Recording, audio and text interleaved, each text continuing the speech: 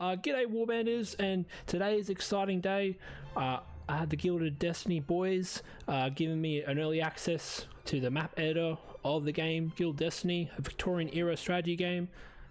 And yeah, everything I'm showing you here is a work in progress, so just keep that in mind. I'm not paid to do this video. I'm simply just showing this off so I could help the developers and gain some more exposure to this game, because I feel like the editor is really off to a good start, has a lot of good potential for lots of alternative history, and just mainly that factor of I don't have to go into the code, and I can do it in the game. All the editing of the provinces or the terrain, I can do that all in the game. And what I'm showing you here is very pre-alpha, and just keep that in mind. Everything I'm showing you here, the UI, the maps, the terrain, literally everything is probably a work in progress, as well as the map borders. But yeah guys, I just want to showcase you the map, and I'm really impressed with the globe map. I know a lot of people have aired their grievances of globe maps, but I feel like it's a preference. For me, I personally love globe maps, and look, I'm just scrolling around, wow. And you can zoom out a bit more, but I've got the setting where it's a bit zoomed in more, and the map is huge. Okay, I zoom into China and wow, let's look at that. I zoom in, of course, as you can see, it's a little bit like the FPS drops a little bit. I believe that's my computer, they're still optimizing it, so just keep that in mind. And as you can see, the map is huge. Look how many hexes there are just in China. And the biggest point I want to bring on before I show off the editor is that this hex-based system is going to be great for maneuvering armies. The Gilded Destiny boys, they told me, look, we made this map, for like the strategic maneuvering with armies, and I can see that. Imagine you have to trek your army through all these mountains, right? And there's gonna be roads, there's gonna be railway networks, and think about it, you can't cross all these mountains. You know how in Victoria 2 you can just cross the mountains willy-nilly?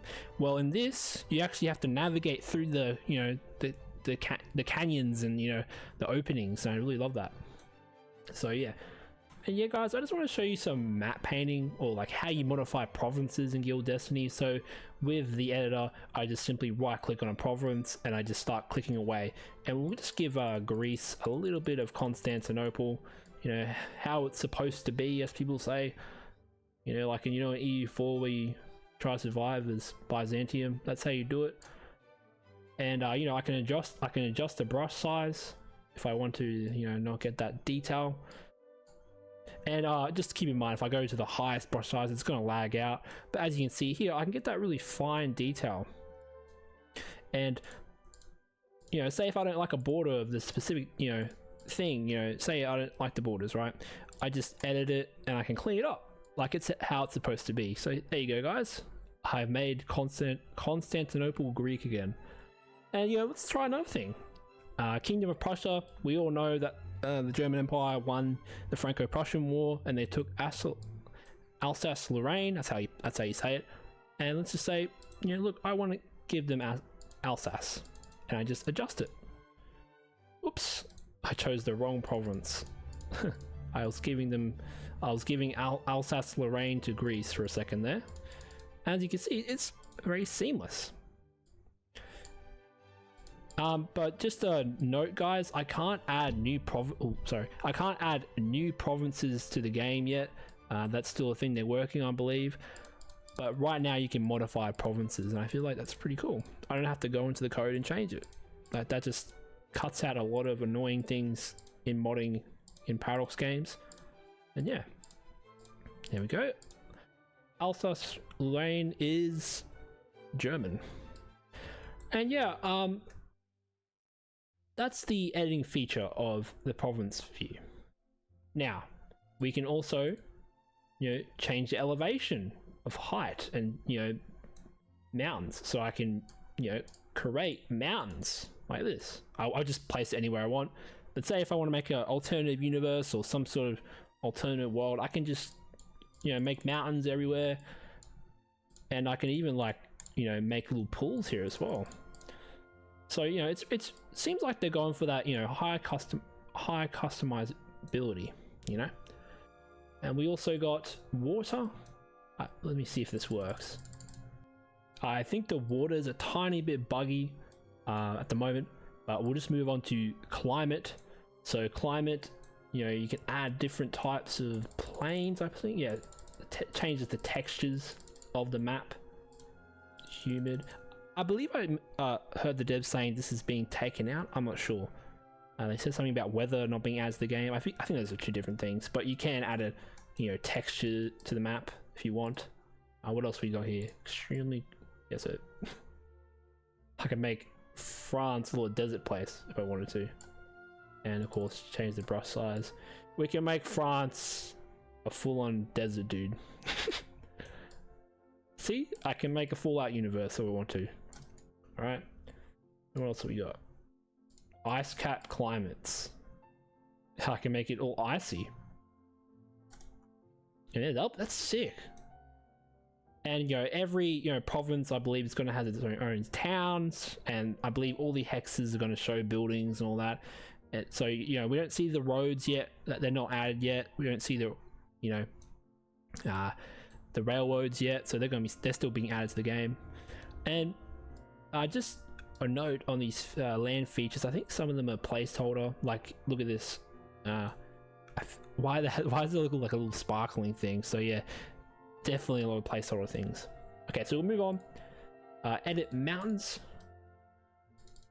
Pretty sure. Oh. Strange. Oh, we can make mountain ranges. So see this? You can make full-on mountain ranges, it seems, and I have to go through like these green things to map it out. And the mountains seem to change, as the climate or type of terrain. So this is the icy climate terrain, and it changes as I go into it with the mountain tool. I can create these sort of mountain ranges, and as you can see, when I zoom out, it shows like the mountain from a bird's eye view. I really like that. And then this is another big thing that they're talking to me about, is that you can add rivers as well. So say if we go to I believe this is, what river is this? I forgot. I can't remember. I can't remember, but I know it. It's I can't remember. The Danube? Is it the Danube? No, is the Danube over here? I can't remember, dudes. But yeah, we'll just edit this river. Yeah, it's the Danube. You can just see it right there. Of course, the names are a bit buggy, but that's okay. They'll fix that. So say if I want to add a river, I just extend it, or I just make a new river like this, and I can create a new river, and I can connect it to the other rivers.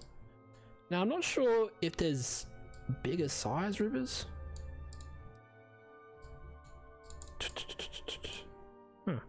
So like, I'm not sure if there's a major river feature I can add. Yeah, there's a bit of a learning curve to the editor, but once you learn all the features, and when it's fully done, I assume it will be great. And as you can see, I can see the little cutoff of the river there. I like that you can see the rivers from a bird's eye view. That's awesome. And as they said, I think in their warfare diary, the terrain will affect how warfare is conducted. So these rivers, these minor rivers, I will have to cross them with my armies and get them around. I assume they're going to give me a bonus if I defend, or I have to navigate these rivers. Hopefully, maybe we get some naval combat in the rivers. That'll be epic. Also, don't worry about this, dude. I assume they're just testing with the army models. But yeah, that's the rivers. Very neat. We can also add all these tree models, so we can again edit the terrain. An entire forest, big forest. Let's say we can make all of Austria with forest, man. That's sick. You can make it a fantasy forest. Wine is covered in forest, dude. Look at that. So yeah, it's the trees. Of course, you can create your own models, I would assume. So if they later on, when they release the game, we can probably make our own 3D models and insert them, hopefully. And we also got decoration. So what we got here? They're not named, so I have to look through all of them.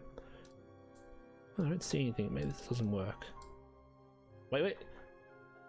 Oh, there's little towns. Right, little towns there. So, you can add your own sort of town, it seems. A bunch of rocks too. So see, you know, it's very customizable.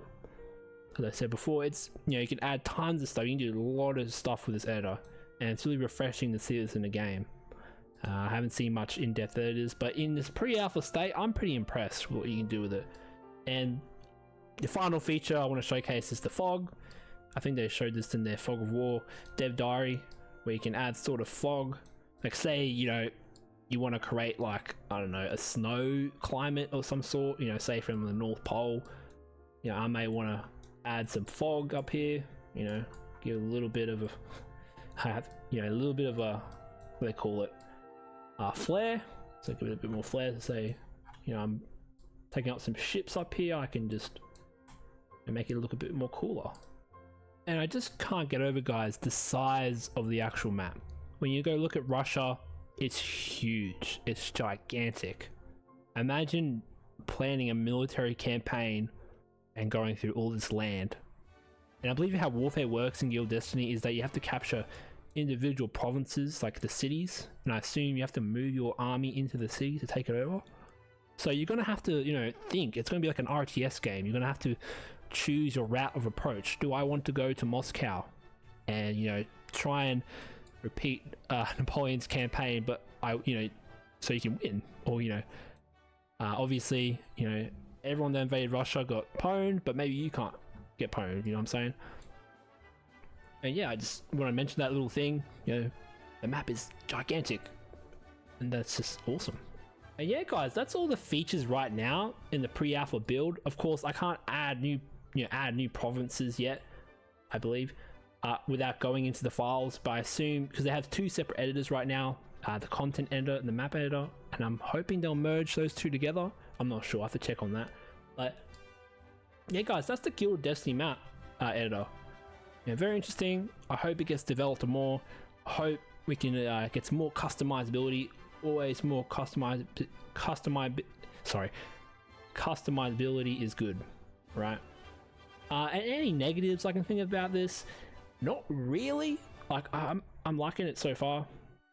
And only downside I would say is probably the performance is a bit iffy, but that's to be expected in a pre-alpha.